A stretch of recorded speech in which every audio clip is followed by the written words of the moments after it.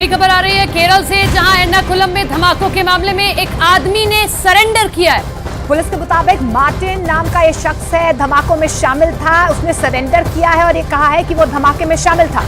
सूत्रों के मुताबिक इन धमाकों में पेट्रोल और बैटरी के साथ स्थानीय स्तर पर बने पटाखों के बारूद का इस्तेमाल किया गया था। इस बीच पुलिस को सीसीटीवी तस्वीरें भी सामने आई हैं और सीसीटीवी तस्वीरों में भी आरोपी शख्स नजर आ रहा है जिसने सरेंडर किया है और इस पूरे धमाके की जिम्मेदारी ली है।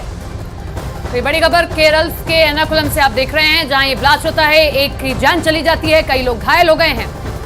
और आनंद हमारे सहयोगी फिलहाल जुड़ रहे हैं। आनंद, ये जो शख्स है मार्टिन, इसकी क्या भूमिका फिलहाल नजर आ रही है इस पूरे धमाके में? देखिए मोनिका, ये शख्स दावा कर रहा है कि ये इस ब्लास्ट के पीछे है। बता दें कि ये उसी समुदाय से आता है जिस ईसाई समुदाय की प्रार्थना सभा वहां पे चल रही थी, लेकिन अभी एजेंसियों को इस पर शक मंडरा रहा है, क्योंकि सबसे बड़ी बात मोनिका ये है कि इस ब्लास्ट से ठीक एक दिन पहले हमास का जो पूर्व चीफ था, उसने एक तरीके से हमास के सपोर्ट में, फिलिस्तीन के सपोर्ट में यहां पर एक वर्चुअल सभा करी थी, जिसमें कि देश विरोधी गतिविधियों को अंजाम देने की बात की गई थी। और जिस तरह से इजराइल का युद्ध चल रहा है फिलिस्तीन से, उसमें अगर हमास की सपोर्ट में अगर केरल में कोई अगर वर्चुअल सभा होती है, उसका खंडन जो है, उसका विरोध भी जो है वो इसी ईसाई समुदाय के लोगों ने किया था, जिनकी प्रार्थना सभा को निशाना बनाया गया है। जो एजेंसी के सूत्र बता रहे हैं कि जिस प्रार्थना सभा को निशाना बनाया गया, जिसमें करीबन 2000 लोग शामिल थे, उसमें कई ऐसे नागरिक भी थे जो यहूदी विचारधारा से प्रभावित है या यहूदी थे।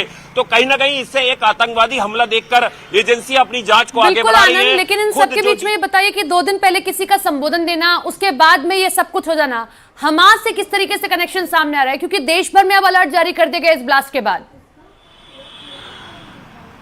देखिए बिल्कुल सपना, अगर आप इसे देखें तो इसके तार बिल्कुल जुड़ते नजर आ रहे हैं, क्योंकि देखिए केरल में जिस ईसाइयों की प्रार्थना सभा पर हमला किया गया, उसी ईसाई समुदाय के लोगों ने इस बात की निंदा करी थी कि किस तरह से हमास को महिमा मंडित किया जा रहा है केरल में।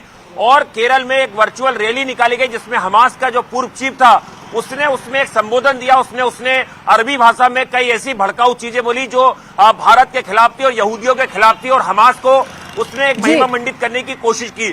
उसके बाद जब ईसाइयों ने इस बात का खंडन किया, इस बात की निंदा की, और उसके बाद ही अचानक से ये ब्लास्ट होता है। आनंद, कई पहलू सामने आ रहे हैं जो जांच का विषय है।